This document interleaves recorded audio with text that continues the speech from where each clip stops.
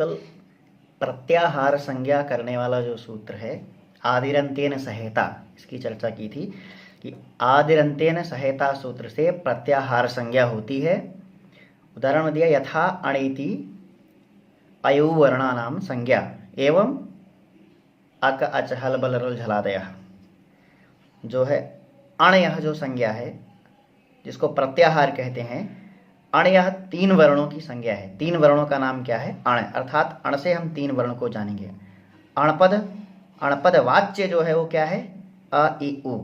वाच्य मतलब अर्थ है, अण का जो अर्थ है अणपद वाच्य है। अणपद के द्वारा जो जाना जाएगा, अणपद से जिसका ज्ञान होगा वो क्या है? अ इ उ, ये 3 वर्ण। इसी प्रकार से अच पद वाच्य, अच का क्या होगा? अ इ उ री ली ए ओ ऐ औ, ये।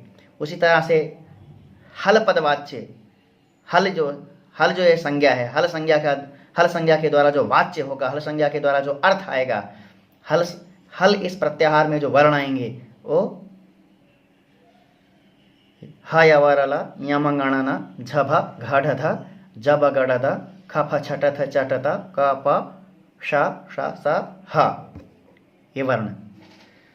इस तरह से वर्णों का जो संक्षिप्त रूप है, यानी संक्षिप्तीकरण जो किया है पाणिनि जी ने, जिसको प्रत्याहार कहा गया, जिसको संज्ञा कही गई, अण ये संज्ञा, अच ये संज्ञा के नाम से जो जाने गए, यानी 9 वर्णों का नाम जो है वो अच रख दिया, 3 वर्णों का नाम अण रख दिया। इस तरह से विभिन्न प्रत्याहार जो है वो तत्तद वर्णों के नाम है, तत्तद वर्णों की संज्ञा है। इधर क्रम देखिए जो है, सबसे पहले 4 सूत्र हैं। 4 सूत्रों में सारे स्वर वर्ण आ गए, आ से लेकर के औ तक। उसके बाद हायवरट और लण, इन 2 सूत्र में यर प्रत्याहार का वर्ण आ गया। यवरल, हा का दीर्घोच्चारण हुआ है तो उसका विशेष बात है, क्यों 2 बार पढ़ा गया उसकी अलग चर्चा है। तो हायवरट और लण में यर प्रत्याहार का वर्ण आ गया। उसके बाद यमंगणनम, एक सूत्र में वर्ग के पंचम सारे अक्षर आ गए, पंचम वर्ण, अंतिम वर्ग के जो पंचम वर्ण होते हैं, अंतिम वर्ण, वो 5 के 5 यमगणनम इस सूत्र में आ गए। यमगणनम के बाद में झभय शुरू होता है, 5 के बाद चौथा अक्षर झभय, झा भ झभय और घड़धश, तो झा भ घ ढ ध, चतुर्थ अक्षर आगे। फिर आगे तृतीय अक्षर जा ब ग ड द, तृतीय अक्षर जब गणदश सूत्र में आ गए। जब गणदश के बाद द्वितीय अक्षर आता है, इसमें खा फा छा ठा थ, इसमें द्वितीय अक्षर। उसके बाद फिर क्रम से प्रथम अक्षर चा टा ता का पा, फिर उसके बाद सल प्रत्याहार, इसमें तीनों सा शा शा सा और हा जो दीर्घ 2 बार उच्चारित होता है वो आता है। तो इस तरह से पाणिनि ने सबसे पहले स्वरवर्ण, उसके बाद फिर यर प्रत्याहार का वर्ण जो यण कहा जाता है, उसके बाद फिर पंचम अक्षर, फिर चतुर्थ अक्षर, फिर तृतीय अक्षर वर्ग के, उसके बाद फिर द्वितीय अक्षर, फिर प्रथम अक्षर। इस क्रम में ये इस 14 सूत्रों में लिखे हुए हैं सारे वर्ण। तो आपको मैंने बताया था कि अंतिम अक्षर छोड़ करके 14 सूत्र याद कर लीजिए, जिससे प्रत्याहार में वर्णों को गणना करने में दिक्कत नहीं आएगी। तुरंत अंतिम अक्षर छोड़ करके इस प्रत्याहार में कितने वर्ण है इसको जान जाएंगे। जैसे जानना हो को हमको अच प्रत्याहार, तो अ इ उ री ली ए ओ ऐ औ आ गए सारे वर्ण। इस तरह से अच प्रत्याहार हो गया। इसी तरह से हल प्रत्याहार ह य व र ल ञ ङ ण न झ भ घ ढ ध ज ब ग ड द ख फ छ ट थ च ट त क प श श स। इस तरह से आप बार बार करके सूत्र याद करके अंतिम अक्षर छोड़ करके और अंतिम अक्षर के सहित दोनों प्रकार से सूत्र को याद करिए, और उसके बाद उस प्रत्याहार में जितने वर्ण आते हैं अंतिम अक्षर छोड़ करके गणना कर लीजिए। ठीक है। इसके बाद जो सूत्र आता है वो आता है ऊकालो झ्रस्व दीर्घ प्लुतः। ऊकालो झ्रस्व दीर्घ प्लुतः जो है ये ह्रस्व दीर्घ प्लुत संज्ञा करने वाला सूत्र है। ऊकाल में जो ऊ है वो उकार त्रय का प्रतिनिधित्व कर रहा है, उसमें 3 ऊ मिले हुए हैं। ह्रस्व ऊ प्लस दीर्घ ऊ, दोनों के स्थान पे जब हम दीर्घ संधि करेंगे तो दीर्घ ऊ आ जाएगा, और दीर्घ ऊ प्लस प्लुत उ। तो दीर्घ उ और प्लुत उ के स्थान पे जब हम संधि करेंगे तो दीर्घ उ आ जाएगा, क्योंकि संधि का नियम है समान जब वर्ण, समान स्वर वर्ण हो तो दीर्घ संधि होती है। समान स्वर वर्ण, अब इसका मतलब ये है कि ह्रस्व उ आता है तो आदेश क्या होता है, दीर्घ उ ही होता है। ह्रस्व उ दीर्घ उ आएगा तो जो दीर्घ संधि होगी तो भी दीर्घ ही होगा। फिर दीर्घ उ आए तो भी जो दीर्घ संधि होगी तो दीर्घ जो आदेश तो दीर्घ ही होगा, चाहे दीर्घ हो, चाहे ह्रस्व दीर्घ हो, चाहे ह्रस्व प्लुत हो, तो उसके स्थान में जो आदेश होगा वो दीर्घ आदेश ही होगा। तो इसी तरह से ह्रस्व और दीर्घ के स्थान पे दीर्घ आदेश हुआ, प्लस दीर्घ और प्लुत उसके स्थान पे दीर्घ आदेश हुआ। तो ये जो दीर्घ उकार है वो उकार त्रय, यानी ह्रस्व उकार, दीर्घ उकार और प्लुत उकार, तीनों उकारों का प्रतिनिधित्व कर रहा है उकार, उ। इसलिए लिखना है उकालः। अब उकालः का अर्थ क्या है? उकालः का अर्थ यहां पर है उकार, यानी तीनों। उकाल मतलब तीनों। उकालः माने उकारोच्चारण कालः। उकालः का अर्थ यहां पर क्या है? उकारोच्चारण कालः, यानी उकार के उच्चारण का काल। उकालः का मतलब क्या है? उकार मतलब तीनों उकार, तीनों उकार के उच्चारण का काल, मतलब तीनों उकार को उच्चारण करने में जो समय लगा, ये अर्थ है। उकाल माने तीनों उकार के उच्चारण का काल। तो उकालः का अर्थ क्या हुआ? उकार उच्चारण काल, यानी उकारोच्चारण कालः। उकालः का अर्थ क्या हुआ? उकारोच्चारण कालः। उकारोच्चारण कालः का मतलब क्या हुआ कि जो काल है वो उच्चारण का आधार है, किसी न किसी काल में उच्चरित हो रहा है। 3 प्रकार के काल का निर्धारण किया वहां पर। एक मात्रो भवेद ह्रस्वः, द्विमात्रम दीर्घ मुच्यते, और त्रिमात्रस्तु प्लुतो गेयो व्यंजनम चार्ध मात्रिकम। अब यहां पर जो एक मात्रा जो काल है वो उकार के उच्चारण का आधार है। तो काल जो हो गया वो, तो उकार के उच्चारण का आधार, जो आधार है वो अधिकरण है। तो सीधा उकालः का अर्थ क्या हो जाएगा? पहले किया था उकारोच्चारण कालः, तो उकार के उच्चारण का अधिकरण है काल, आधार है ना, वो उस उकार किसी न किसी समय में उच्चरित हो रहा है। तो इस तरह से अर्थ करेंगे उकारोच्चारणाधिकरण कालः। क्या कर देंगे? उकारोच्चारणाधिकरण कालः, मतलब उकार के उच्चारण का अधिकरण जो है काल, जो काल है उकार के उच्चारण का अधिकरण जो काल है, एक मात्रा काल, द्विमात्रा काल और 3 मात्रा काल। तो उकार के उच्चारण का अधिकरण एक मात्रा काल, उकार के उच्चारण का अधिकरण द्विमात्रा काल, उकार के उच्चारण का अधिकरण त्रिमात्रा काल। तो त्रिमात्रा काल, इस तरह से सारे उकारों का अलग अलग अधिकरण है। ठीक है। अब यहां तो इसका उकालः का क्या अर्थ हो जाएगा? उकारोच्चारणाधिकरण कालः, यानी तीनों उकारों के उच्चारण का जो अधिकरण काल है वो अच, तो वो काल तो अच का हो नहीं सकता, तो इसलिए यहां पर, क्योंकि उकार के उच्चारण का अधिकरण काल अच, तो वो काल अच कैसे होगा? अच काल अर्थ नहीं हो रहा है, तो इसलिए ये अर्थ बैठ नहीं रहा है। तो यहां पर लक्षणा से सादृश्य अर्थ की उपस्थिति होती है, तो जिससे उकालः का अर्थ होता है उकाल सदृशः। फिर तो पूरा अर्थ जब करेंगे तो उकारोच्चारणाधिकरण काल सदृशः,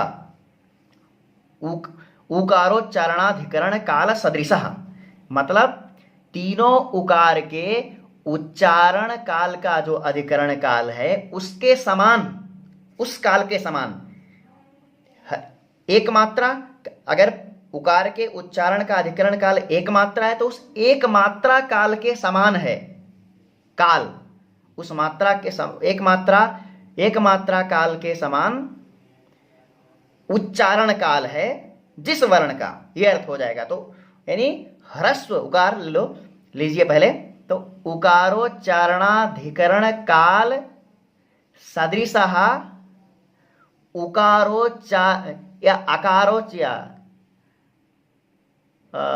उकारोच्चारणाधिकरण काल सदृशः उच्चारण कालः यस्य अचः सो अच, यानी उकार के उच्चारण के अधिकरण बना हुआ जो काल है, उस काल के समान उच्चारण काल है जिस अच का, जिस स्वर वर्ण का, वह स्वर वर्ण क्रम से, जैसे यहां पर एक मात्रिक, द्विमात्रिक, त्रिमात्रिक का ह्रस्व दीर्घ प्लुत संज्ञा है, उसी तरह से उस अच की भी ह्रस्व दीर्घ प्लुत संज्ञा होगी। तो पूरा अर्थ हो जाएगा सूत्र का इसका कि उकारोच्चारणाधिकरण काल सदृशः उच्चारण कालः यस्य अचः सो अच क्रमात्, क्रम से ह्रस्व दीर्घ प्लुत संज्ञक होगा। ठीक है, तो अगर ह्रस्व जो तीनों उकार थे, उकार के उच्चारण का अधिकरण जो काल है, उस काल के समान उच्चारण काल है जिस जिस अच का, वो सारे अच जो है क्रम से ह्रस्व दीर्घ प्लुत संज्ञक होंगे। ये सूत्र का अर्थ होता है।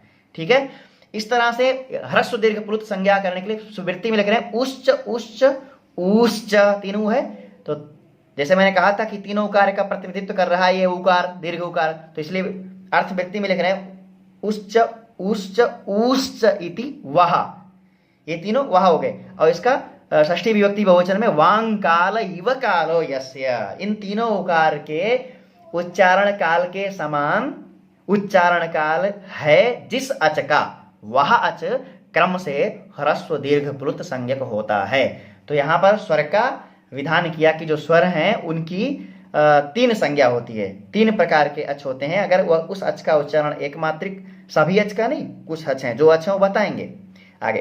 तो उस अच एक मात्रिक अगर अच का उच्चारण हो रहा है तो ह्रस्व हो गया, द्विमात्रिक अगर उच्चारण हो रहा है तो दीर्घ हो गया, और त्रिमात्रिक हो रहा है तो वो प्लुत हो गया। अब उदात्त क्या है उसके लिए लिख रहे हैं उच्चैरुदात्तः।